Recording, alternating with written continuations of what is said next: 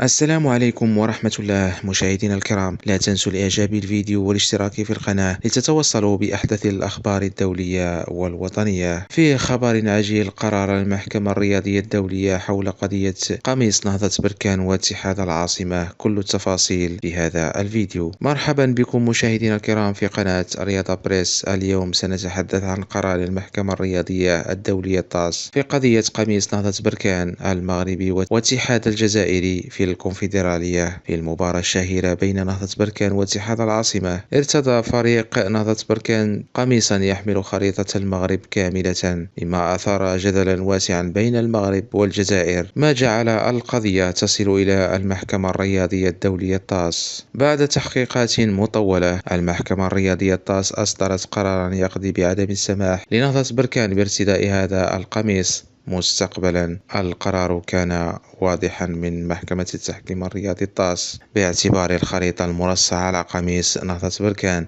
اعتبرتها المحكمة الرياضية الدولية الطاس أنها رمز سياسي، لكن المحكمة لم تتدخل في نتيجة المباراة أو إعادة المباراة، فنهضة بركان لم يحرم من الفوز أو التأهل.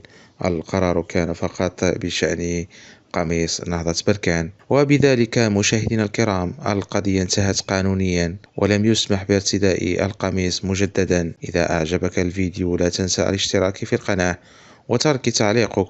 شكرا على حسن المتابعة وإلى اللقاء.